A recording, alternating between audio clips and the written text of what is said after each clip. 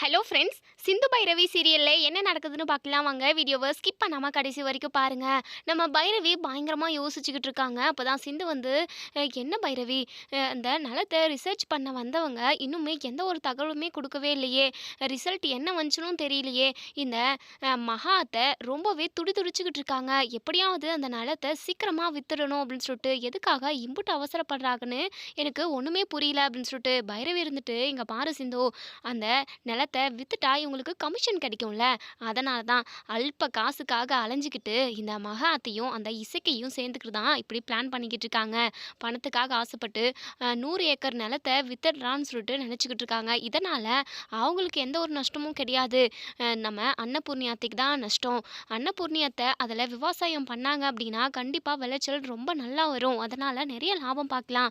அது மட்டும் இல்லாமல் ரிசர்ச் பண்ணவங்களுக்கு நான் கால் பண்ணி கேட்டேன்.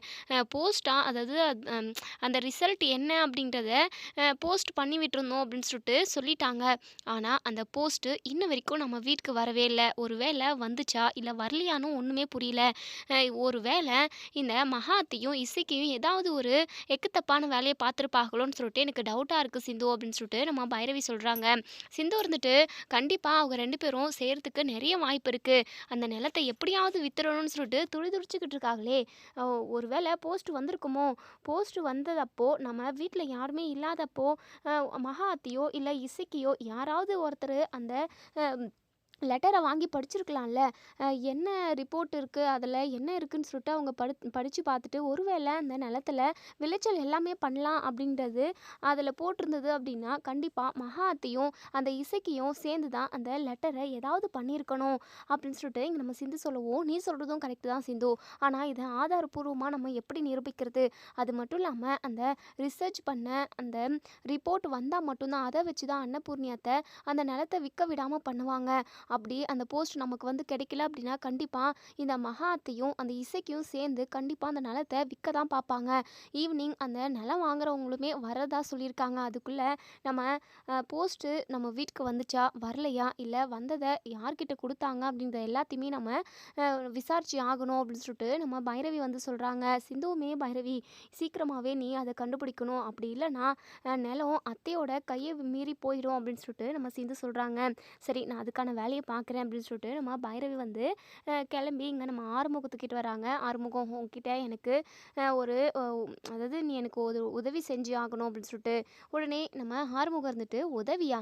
உதவி செஞ்சா எனக்கு என்ன தருவீங்க அப்படின்னு சொல்லிட்டு உடனே இங்கே நம்ம பைரவி இருந்துட்டு, சி, உனக்கு என்ன கொடுக்க முடியும்? நான் சொல்கிறத எப்போவுமே கேட்கவே மாட்டேன்ல. எனக்கு உதவி செய்ய முடியுமா முடியாதா அப்படின்னு சொல்லிட்டு உடனே ஆறுமுகம் இருந்துட்டு, பைரவி, நீ கேட்டால் என்ன வேணாலும் செய்வேன். ஏன், அந்த இமயமலை இருக்குல்ல, இமயமலை, அதை தூக்கி கூட உன் முன்னாடி வந்து கொண்டு வந்து என் உள்ளங்கையில் வச்சு காட்டுவேன் அப்படின்னு சொல்லிட்டு உடனே நம்ம பைரவி இங்கே ஆறுமுகத்தோட முகத்தை அப்படியே குறுகுறுன்னு பார்க்குறாங்க. அடைச்சி, நீ அந்த இமயமலையை தூக்கிடுவ, தூக்கு பார்க்கலாம் அப்படின்னு சொல்லிட்டு உடனே நம்ம ஆறுமுகம் இருந்துட்டு, என்ன பட்டுன்னு தூக்க சொல்லிட்டா? சரி பைரவி, நான் தூக்குறேன், தூக்குறதுல எனக்கு ஒரு பிரச்சனையும் இல்லை.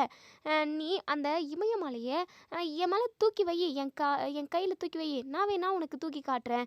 அதை தூக்கிறதுக்கு கொஞ்சம் கஷ்டமாக தான் இருக்கும், இருந்தாலும் நீ தூக்கி என் உள்ளங்கையில் வச்ச அப்படின்னா கண்டிப்பாக அதை நான் உன் முன்னாடி நிற்க வைப்பனே அப்படின்னு சொல்லிட்டு, அடைச்சி, மொக்கையாக பண்ணிக்கிட்டு இருக்காத, ஒழுங்காக இப்படி வெட்டி பேச்சு பேசுகிறத விட்டுட்டு நான் சொல்கிற வேலையை மட்டும் எனக்கு கச்சிதமாக செஞ்சு கொடு அப்படின்னு சொல்லிட்டு, சரி பைரவி, என்ன செய்யணும்? ஒருவேளை நான் உனக்கு அந்த உதவியை செஞ்சு கொடுத்துட்டேன் அப்படின்னா எனக்கு ஏதாவது சாதகமாக நடக்கணுமே, நீ எனக்கு ஏதாவது செய்யணுமே அப்படின்னு சொல்லிட்டு நம்ம ஆறுமுகம் கேட்கவும், பைரவி இருந்துட்டு, உனக்கு என்ன நான் செய்ய முடியும்? இல்லை, எப்போவுமே நாம் ஒரே ரூமில் தான் படுப்போம். அது மட்டும் இல்லாமல் தனித்தனியாக தான் படுக்கிறோம், இருந்தாலும் ஒரே ரூமில் படுக்கிறோமே அப்படின்ற ஒரு சந்தோஷத்தில் இருந்தேன்.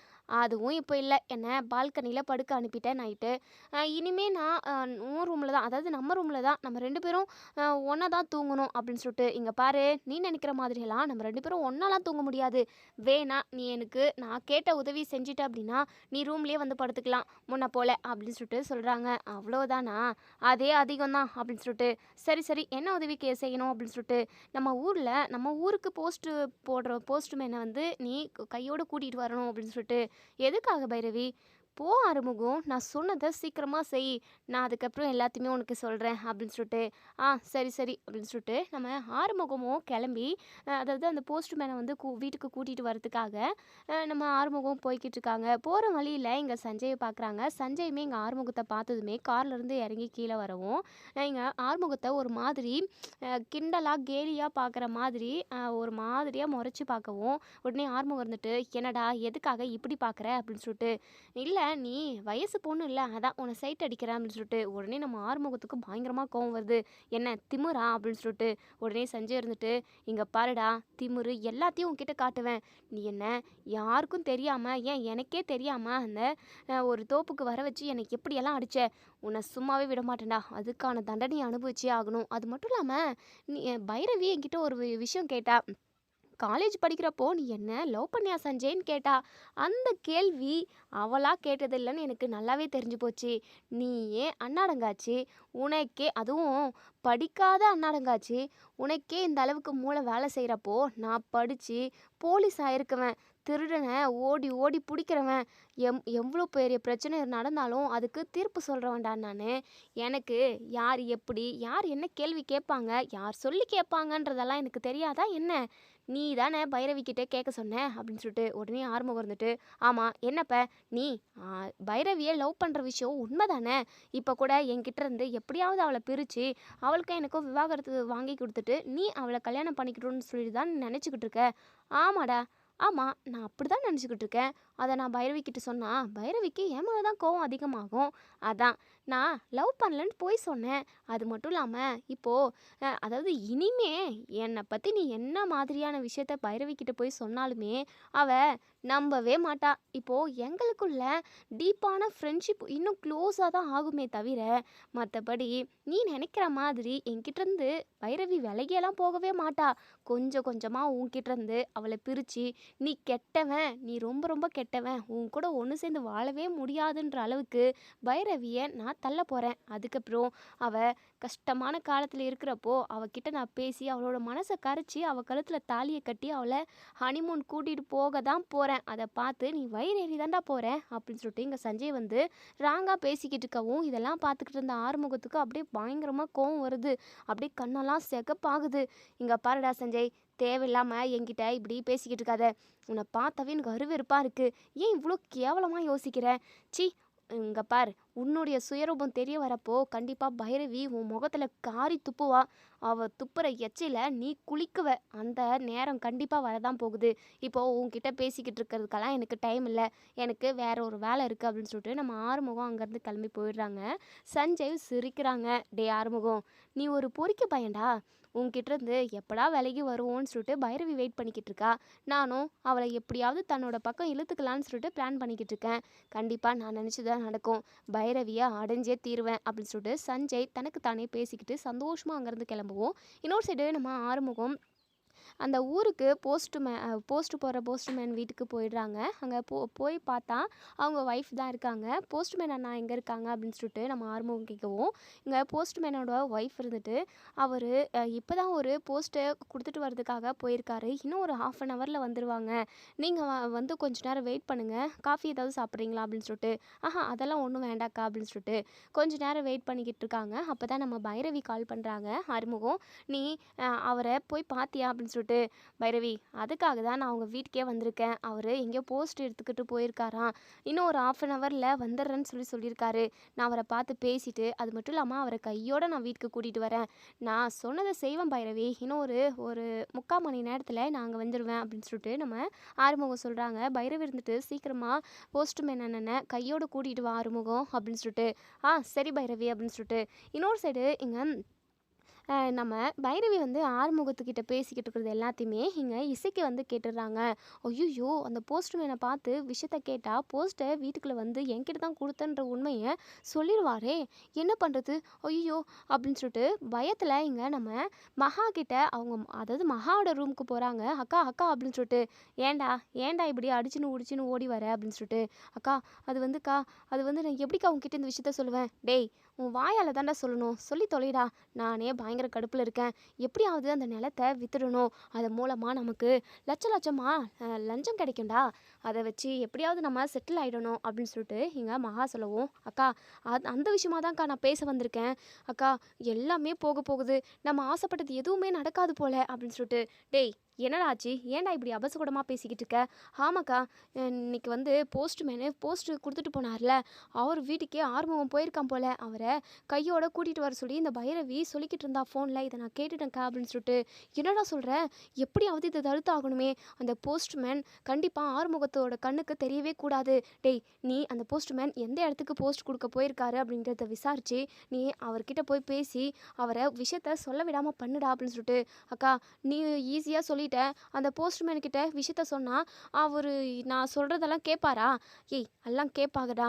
அது மட்டும் இல்லாமல் அவர் கேட்கல அப்படின்னா நீ ஏதாவது 1000 500 தள்ளிவிடு, கண்டிப்பாக கேட்பாங்க அப்படின்னு சொல்லிட்டு. சரிக்கா, ஏதோ என்னால் முடிஞ்சதை நான் பண்ணுறேன் அப்படின்னு சொல்லிட்டு இசைக்குமே ஒரு பக்கம் இங்கே போஸ்ட்மேனை தேடி அலைஞ்சிக்கிட்டு இருக்காங்க.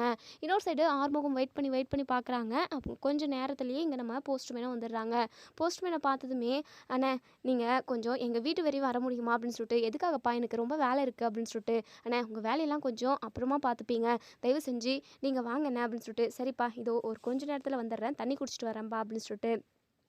சரிங்க நான் போயிட்டு குடிச்சிட்டு வாங்க அப்படின்னு சொல்லிட்டு நம்ம ஆறுமுகம் சொல்கிறாங்க. கொஞ்ச நேரம் வெயிட் பண்ணி இங்கே போஸ்ட்மேனை தன்னோட வண்டியில் உட்கார வச்சு இப்போ அன்னபூர்ணி வீட்டுக்கு கூட்டிகிட்டு வந்துடுறாங்க.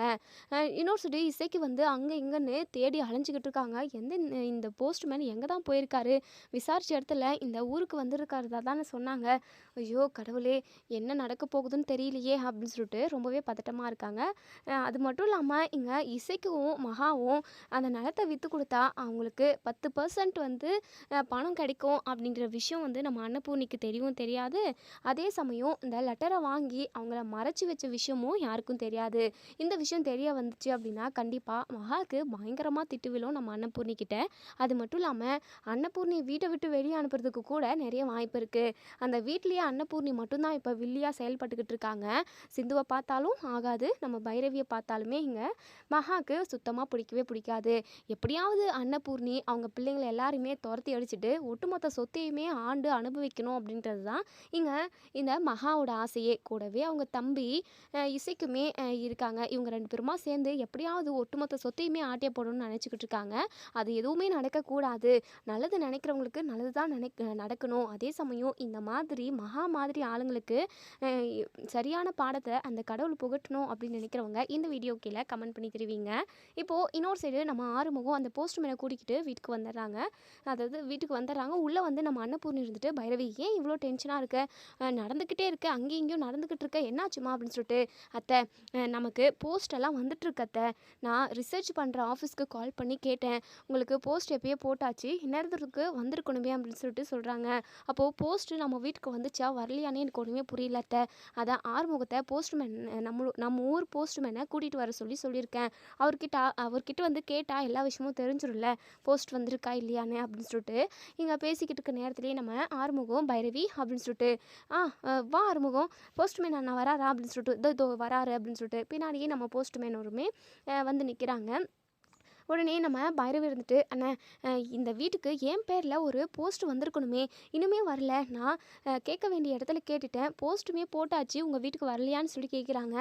எங்கள் வீட்டுக்கு வர வேண்டிய போஸ்ட்டை நீங்கள் கொடுத்துட்டிங்களா இல்லை கொடுக்கலையா அப்படின்னு சொல்லிட்டு.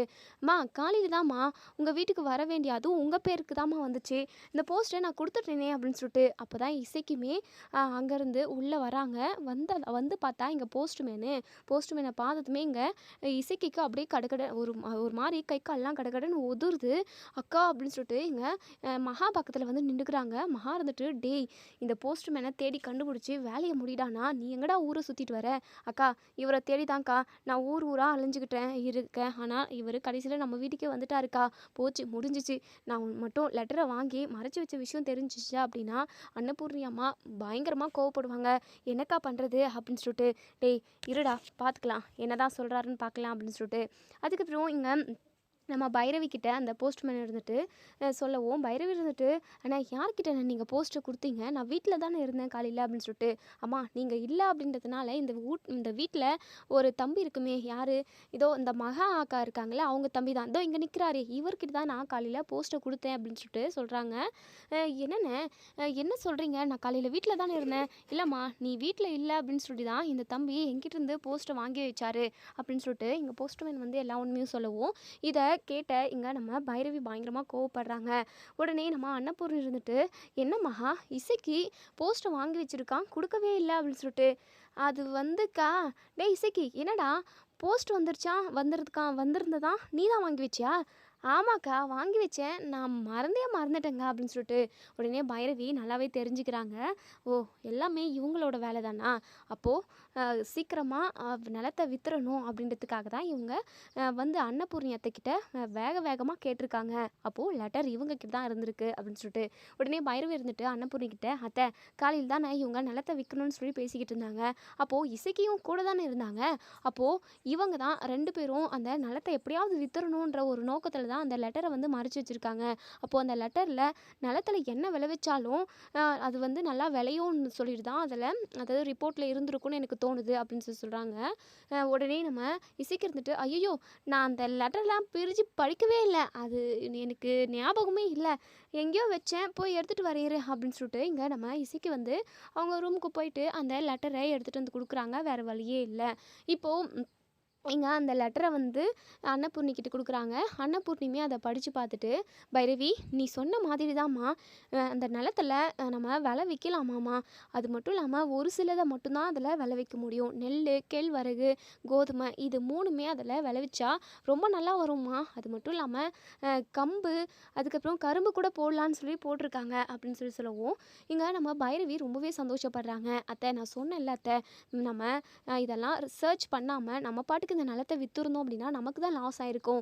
இப்போ இது மூலமா நம்ம பயனடைய தான் போறோம்" அப்படின்னு சொல்றாங்க. "ஆமா பைரவி, நீ சொன்னது 100க்கு 100 கரெக்ட் தான்" அப்படின்னு சொல்லிட்டு மகா இருந்துட்டு, "எதுக்காக எதுக்காக அக்கா இதெல்லாம் நமக்கு, அதுதான் தரிசு நிலமாச்சே, ஒரு வேளை அதில் விளைவிச்சு வராமல் போயிடுச்சு அப்படின்னா நமக்கு தானே நட்டம்" அப்படின்னு சொல்லிட்டு. உடனே இங்கே நம்ம நம்ம அன்னபூர்ணி இருந்துட்டு, "என்ன மகா பேசிக்கிட்டு இருக்க? அதான் ஆய்வு பண்ணுறவங்களே ஆய்வு பண்ணி சொல்லியிருக்காங்கல்ல, இதில் எல்லாமே விளைவிக்கலாம்" அப்படின்னு சொல்லிட்டு. "நீ ஏன் இப்படி கொஞ்சம் கூட ஒரு மாதிரி பொறுப்பே இல்லாமல் பேசிக்கிட்டு இருக்க" அப்படின்னு சொல்லிட்டு. "ஐயோ அக்கா, அதெல்லாம் ஒன்றும் இல்லைக்கா, நான் அதை எனக்கு என்னமோ அதில் ஏதாவது விளைவிச்சா கூட வராதுன்னு தான் தோணிக்கிட்டே இருக்கு, அதான் சொன்னேங்க்கா, மற்றபடி வேற ஒன்றும் இல்லை" அப்படின்னு சொல்லிட்டு இங்கே மகா வந்து என்னென்னமோ சொல்லி பேசி முழுக்குறாங்க. உடனே இங்கே நம்ம அன்னபூர்ணியுமே புரிஞ்சுக்கிறாங்க. அதை எப்படியாவது விற்கணும்னு மகா நினைக்கிறா. ஏன் இவ இப்படி நினைக்கிறா அப்படின்னு சொல்லிட்டு மனசுக்குள்ளேயே நினைக்கிறாங்க. ஆனால் அவங்க தப்பானவங்க அப்படின்றத இப்போ வரைக்குமே நம்ம அன்னபூர்ணி வந்து புரிஞ்சுக்கவே இல்லை. இங்கே இசைக்கு இருந்துட்டு, "அக்கா போச்சுக்கா, நம்ம நினச்சது எல்லாமே போச்சு" அப்படின்னு சொல்லிட்டு. "டேய் இருடா, இனிமே தானே ஸ்டார்ட்டே ஆயிருக்கு, இவங்க விலை விற்கட்டும், அதுக்கப்புறம் அதில் விளையிற பொருள் எதுவுமே அதாவது மேலுக்கு அதாவது அவங்க வந்து ஏதாவது நாத்தோ இல்லை கரும்போ ஏதாவது நட்டாங்க அப்படின்னா அதை வரவிடாமல் பண்ண வேண்டியது நம்ம வேலை. இந்த பைரவி எல்லார் முன்னாடியும் அசிங்கப்பட்டு நிற்கணும். இந்த நிலத்தில் ஒன்றுமே வராதுன்னு சொல்லிட்டு நம்ம சொன்னோம், ஆனால் அதையும் மீறி இந்த பைரவி சர்ச் பண்ணி இதில் எல்லாமே விளைவிக்கலாம் அப்படின்னு சொல்லிட்டு சொல்ல வச்சா இல்லைக்கா. இப்போ பார்த்தீங்களா, எதுவுமே வராமல் போயிடுச்சு அப்படின்னு சொல்லிட்டு நம்ம ஒரு பிட்டை எடுத்து விடுவோம். டேய் இசக்கி, இருடா, இப்படி தான்டா, இந்த இந்த விஷயத்து மூலமாக தான் இந்த பைரவியை இந்த வீட்டை விட்டு வெளியே அனுப்ப முடியும், இதை வச்சே நான் இவளை வெளியே அனுப்புகிறேன்டா" அப்படின்னு சொல்லிட்டு இங்கே மகா வந்து இசைக்கு கிட்ட சொல்கிறாங்க. "இல்லைக்கா, என்னதான் இருந்தாலும் இப்போ நம்ம இந்த சான்ஸை மிஸ் பண்ணிட்டோமே" அப்படின்னு சொல்லிட்டு. "விடுடா விடுடா, பார்த்துக்கலாம்" அப்படின்னு சொல்லிட்டு. இப்போது இங்கே நம்ம அன்னபூர்ணி இருந்துட்டு, "அறுமுகம், அதான் அந்த நிலத்துல ஒரு சில வகை தானியங்கள் மட்டும் விளைவிக்கலான்னு சொல்லிட்டு ஆய்வில் சொல்லியிருக்காங்க, நீ அதுக்கான வேலையை பாருப்பா ஆறுமுகம்" அப்படின்னு சொல்லிட்டு. ஆறுமுகமுமே, சரிம்மா, நான் கூட அதில் எதுவுமே விளைவிச்சா வரவே வராதுன்னு சொல்லிட்டு நினச்சிக்கிட்டு இருந்தேன், இப்போ ஆய்வில் சொல்லியிருக்காங்கல்ல, நம்ம அதுபடி விளைவிச்சு பார்ப்போம், கண்டிப்பாக வரும்னு தான் நான் நினைக்கிறேன் பைரவி, நான் கூட உன்னை தப்பாக நினச்சிட்டேன் பைரவி" அப்படின்னு சொல்லிட்டு. உடனே பைரவி இருந்துட்டு, "இங்கே பாரு ஆறுமுகம், நீ எல்லாத்தையுமே தப்பாக தானே புரிஞ்சுக்கிற, உன்னை பற்றி எனக்கு தெரியாதா, ஃபஸ்ட்டு அந்த நிலத்துல விளைவிக்கிற வேலையை பாரு, கண்டிப்பாக அதில் நமக்கு கொள்ள லாபம் வரப்போகுது அப்படின்னு சொல்லிட்டு சொல்கிறாங்க. உடனே அன்னபூர்ணி இருந்துட்டு, உன் வாய் முகூர்த்தம் பழிக்கணுமா அப்படின்னு சொல்லிட்டு உடனே மகா இருந்துட்டு, அன்னபூர்ணிக்கு முன்னாடி நல்லவங்களா இருக்கணும் அப்படின்னு சொல்லிட்டு, பைரவி நீ சொன்னதுதாம்மா கரெக்டு, அந்த நிலத்துல எல்லாமே விளைவிக்கலான்னு சொல்லிட்டு ஆய்விலே வந்துருச்சு. சரி சரி, அதில் நம்ம ஏதாவது விவசாயமே பண்ணலாம் அப்படின்னு சொல்லிட்டு மகா சொல்கிறாங்க. பைரவி மனசுக்குள்ளே நினைக்கிறாங்க, ஆமாம் ஆமாம் ரொம்ப ரொம்ப நல்லவங்க இவங்க அப்படின்னு சொல்லிட்டு இங்கே நம்ம பைரவி வந்து மனசுக்குள்ளேயே நினைக்கிறாங்க. இப்போது அந்த நிலத்த எல்லாத்தையுமே ஏறு ஓட்டி ஏறு உழுது அதுக்கப்புறம் என்ன விளைவிக்கலான்னு சொன்னாங்களோ அது எல்லா விவசாய வேலையுமே இங்கே நம்ம ஆறுமுகம் வந்து ஸ்டார்ட் பண்ணுறாங்க. 1 மாதம் ஆகுது, 2 மாதம் ஆகுது. அதில் எதுவுமே அதாவது பயிர் எதுவுமே விளைச்ச பொருள் எதுவுமே மேலுக்கு வரவே இல்லை. அப்படியே மண்ணு மாதிரி தான், மண்ணோட மண்ணாக போயிட்ட மாதிரி தான் இருக்குது. அதுக்கான வேலை எல்லாமே பார்த்தது இங்கே இசைக்கியும் மகாவும் தான். இப்போது இங்கே நம்ம ஆறுமுகம் இருந்துட்டு, அம்மா 2 3 மாதம் ஆகுதுமா, நட்ட பயிர் எதுவுமே வரவே இல்லை, கரும்புமே வரவே இல்லை. அதாவது நம்ம என்னெல்லாம் அதில் விளைவிச்சோமோ அது எதுவுமே வரவே இல்லை, வெறும் மண்ணாக தான் இருக்குமா அப்படின்னு சொல்லிட்டு ஆறுமுகம் ரொம்பவே ஃபீல் பண்ணிக்கிட்டு சொல்லவும், இதை கேட்ட அன்னபூர்ணி ரொம்பவே கவலைப்படுறாங்க. என்ன பைரவி இது இப்படி ஆயிப்போச்சு அப்படின்னு சொல்லிட்டு, அத்தை ரிசர்ச் பண்ணால் கண்டிப்பாக அதில் என்ன சொல்லுதோ அதில் என்ன ரிசல்ட் வருதோ அதுதான் கரெக்டாக நடக்கும். ஏதோ ஒரு தப்பு நடந்திருக்கு அத்தை. இங்கே பாருங்க அத்தை, இந்த மண் நல்லா தான் இருந்திருக்கு, விளைச்சலும் நல்லா தான் விளைஞ்சிருக்கும், ஆனால் ஏதோ ஒரு தப்பு நடந்திருக்கு. இந்த மண்ணுக்கு ஏதோ ஒரு தேவையில்லாத அதாவது விஷக்கொல்லி மருந்தை போட்டிருக்காங்க. பயிர் சரியாக வராமல் இருக்கிறதுக்கு ஏதோ ஒரு மருந்து அடிச்சிருக்காங்க, இதை நான் கண்டுபிடிக்கிறேன் அப்படின்னு சொல்லிட்டு திரும்பவும் அந்த ஆய்வு மையத்துக்கே கால் பண்ணி வர வைக்கிறாங்க. இப்படி போட்டது எதுவுமே வரல, நீங்கள் தானே போட்டது எல்லாமே நல்லா விளைவிக்கும்னு சொன்னீங்க, இதுக்கு என்ன காரணம்னு சொல்லிட்டு சர்ச் பண்ணி சொல்லுங்கள் அப்படின்னு சொல்லிட்டு பைரவி சொல்லவும், இன்னொரு சைடு மகாவும் இங்கே இசைக்கவும் பயந்துக்கிட்டு இருக்காங்க. ஐயோ என்ன இந்த பைரவி எல்லாத்துலேயும் டேலண்ட்டாக இருக்கா, ஒருவேளை நம்ம தான் இதை விளைவிக்காமல் பண்ணோம், அதுக்கான மருந்தை போட்டோன்ற விஷயத்த இந்த பைரவி கண்டுபிடிச்சிட்டானா என்ன பண்ணுறது, அன்னபூர்ணி அக்கா நம்மளை வீட்டை விட்டு வெளியே அனுப்பிடுவாங்களே அப்படின்னு சொல்லிட்டு இப்போது இங்கே அந்த ஆய்வாளருமே அதை அந்த மண்ணை எடுத்துகிட்டு போயிட்டு செக் பண்ணுறதுக்காக எடுத்துகிட்டு போகிறாங்க. 2 3 நாள் ஆகுது. 3 நாள் கழித்து ரிசல்ட் வந்து வருது. அந்த ரிப்போர்ட்டை வந்து இங்கே அந்த போஸ்ட்மேன் வந்து திரும்பவும் நம்ம அன்னபூர்ணி கிட்ட கொடுக்குவோம். அன்னபூர்ணி படித்து பார்க்குறாங்க, பைரவியும் படித்து பார்க்குறாங்க. அத்தை பார்த்தீங்களா, இதில் நல்லா தான் விளைவிச்சிருக்கோம், ஆனால் இதில் அந்த பயிர் எல்லாமே அழிஞ்சு போகிறதுக்காக ஒரு மருந்து போட்டிருக்காங்க. யார் அத்தை இந்த வேலையை பார்த்துருப்பாங்க, எனக்கு தெரிஞ்சு இந்த நிலத்தை விற்கணும்னு சொல்லிட்டு மகா அத்தையும் இந்த இசைக்கும் தான் சொல்லிக்கிட்டு இருந்தாங்க, எனக்கு என்னமோ இவங்க மேலே தான் டவுட்டாக இருக்குது அப்படின்னு சொல்லிட்டு உடனே மகா இருந்து, ஐயோயோயோ என்னக்கா இது, இந்த பைரவி வாய்க்கு வந்தபடி பேசிக்கிட்டு இருக்கா, நீங்களும் பார்த்துக்கிட்டு சும்மா இருக்கீங்க, என்னக்கா இதெல்லாம் எனக்கு ரொம்பவே அவமானமாக இருக்குக்கா, நான் எதுக்காக இப்படியெல்லாம் பண்ணணும், நல்லா விளையிற நிலத்தை போயிட்டு விளையக்கூடாதுன்னு சொல்லிட்டு நான் மருந்து போடுவேனாக்கா, என்னை பற்றி நீங்கள் இப்படி தான் புரிஞ்சு வச்சுக்கிட்டு இருக்கீங்களா, இந்த வீட்டில் யாருமே எனக்கு மரியாதை கொடுக்கறதில்லக்கா அப்படி இப்படின்னு சொல்லிட்டு மகா அவங்க பாரதத்தை அவங்க பாட்டுக்கு பேசிக்கிட்டே இருக்கவும், உடனே பைரவி இருந்துட்டு, இங்கே பாருங்க அத்தை, அதுக்கான சாட்சி என்கிட்ட இருக்குது அப்படின்னு சொல்லிட்டு இப்போது அங்கே ஒரு டேங்க்ஸ் மரம் இருக்கும். அங்கே வந்து ஒரு அதாவது 100 ஏக்கர் இருக்குது அப்படின்னா ஒரு கேமரா கூடவா இல்லாமல் இருக்கும். நம்ம பைரவி தான் செட் பண்ணுது அந்த கேமராவை. இசைக்கியும் நம்ம மகா அதுக்கப்புறம் இன்னொருத்தர் அந்த பயிர் வகைகளை அழிக்கிறதுக்காக மருந்து அடிச்சதுன்னு எல்லாமே வீடியோ ரெக்கார்டாக இருக்குது. இப்போது அந்த ரெக்கார்ட்ஸ் எல்லாத்தையுமே இங்கே நம்ம பைரவி வந்து அன்னபூர்ணிக்கிட்ட, ஆறுமுகத்துக்கிட்ட, சிவா கிட்டன்னு எல்லாருக்கிட்டையுமே காட்டுறாங்க. அதை பார்த்ததுமே எல்லாருமே பயங்கரமாக அதிர்ச்சி ஆகுறாங்க. உடனே இங்கே அன்னபூர்ணி இருந்துட்டு மகாவை பல்லார்னு ஒரு அறை விடுறாங்க. உனக்கு கொஞ்சம் கூட அறிவே இல்லையா, எவ்வளோ பணத்தை செலவு பண்ணி அதில் விவசாயம் செய்கிறதுக்காக ஆறுமுகம் ரெடி பண்ணா, அது மட்டும் இல்லாமல் அவன் எவ்வளோ உழைச்சிருக்கான், அதில் இப்படி ஒட்டுமொத்தமாக முதலுக்கே மோசம் பண்ணிட்டியேடி பாவி அப்படின்னு சொல்லிட்டு பயங்கரமாக திட்டுறாங்க. ரொம்பவே இங்கே மகா வந்து பயங்கரமாக அழுதுகிட்டு இருக்காங்க. இப்படி பேசிக்கிட்டு இருக்க டைமில் இங்கே போலீஸ் வந்து வீட்டுக்கு வருது. வந்ததுமே இங்கே நம்ம சிவா கிட்டே, இங்கே பாருங்கள் சிவா டாக்டர், 3 நாளைக்கு முன்னாடி நீங்கள் டாக்டரே இல்லாமல் உங்கள் ஒய்ஃப் வந்து பிரசவம் பார்த்துருக்காங்க, அதனால் கவர்மெண்ட் இதை பார்த்து உங்கள் ஹாஸ்பிட்டல் வந்து ஓப்பனில் இருக்கக்கூடாது, சீல் வைக்க சொல்லியிருக்காங்க அப்படின்னு சொல்லவும், இதை கேட்ட நம்ம டாக்டர் சிவா வந்து பயங்கரமாக அதிர்ச்சி ஆகுறாங்க. நம்ம சிந்துக்குமே பயங்கர அதிர்ச்சியாக இருக்குது. ஐயோ! சார் என்ன சார் இப்படி சொல்கிறீங்க? நான் அவங்களுக்கு நல்லது தானே செஞ்சேன், குழந்தைய காப்பாற்றி கொடுத்துருக்கேன். ஆனால் நீங்கள் என்னடனா அந்த ஹாஸ்பிட்டலில் இழுத்து மூடணும்னு சொல்லிக்கிட்டு இருக்கீங்க. இல்லை அப்படி மட்டும் நடந்துடவே கூடாது அப்படின்னு சொல்லிட்டு, இங்கே பாருங்கள், நாங்கள் ஹாஸ்பிட்டலில் இழுத்து சீல் வைக்க சொல்லி ஒரு பக்கம் சொல்லியாச்சு. அவங்க அந்த வேலையை முடிச்சிட்ருப்பாங்க. அது மட்டும் இல்லாமல் இந்த சிவா டாக்டரை நாங்கள் அதாவது ஜெயிலில் தான் போட போகிறோம் அப்படின்னு சொல்லிட்டு அரெஸ்ட் பண்ணி கூட்டிகிட்டு போகவும், உடனே நம்ம சிந்து இருந்துட்டு, தயவு செஞ்சு டாக்டரை விடுங்க டாக்டரே, நான் தெரியாமல் தான் செஞ்சுட்டேன்.